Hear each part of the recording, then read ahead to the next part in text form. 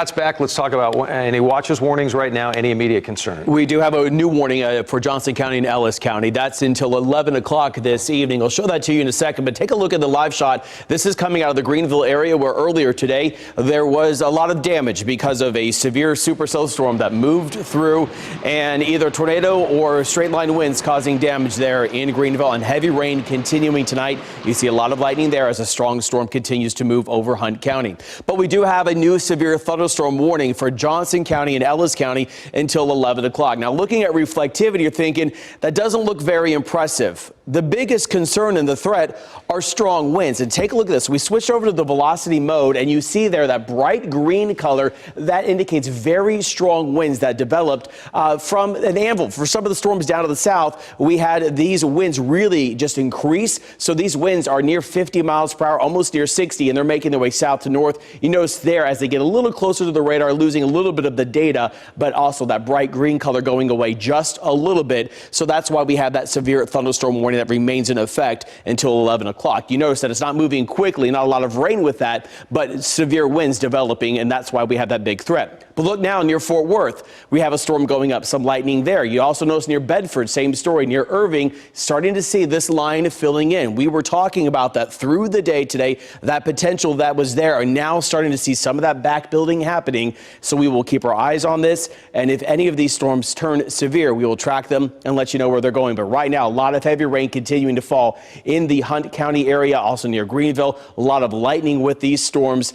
It's not severe, but definitely causing a lot of problems with as far as the rain is concerned in all of the areas that saw damage there in Greenville. Lone Oak, the same story over to near parts of Hopkins County as well. A lot of rain there. So we do have the threat that's still there. I wanted to show you that some of these storms as well off towards the north and the east. I've sliced the storm just a bit. You're able to see that the leading edge up to about 50,000 feet high. And then you notice there as we kind of turn the picture a little bit, some of that reflectivity, the energy going up to about 40,000 feet with the storm in Hunt County that continues to make its way off towards the east. Not severe, but definitely a lot of rain with that and a lot of lightning and those winds gusting up to 40. The threat is still there into the evening hours until midnight. Tornado watch continues. That does remain in effect for the Metroplex. All the counties indicated in red. And the future sky forecast is picking up on some of that building that's now just starting to happen between Fort Worth stretching up into the Collin County area. So going into 10:30 to near maybe even 11 o'clock, we start to see that fill in just a bit more into the midnight hour, starting to weaken just a bit. And as that works its way southeast, we then start to clear out just a bit more. So the enhanced risk is there. The threat all day has been 60 to 70 mile per hour wind gusts, quarter to golf ball size hail, and some isolated tornadoes. That has not changed for the rest of the night.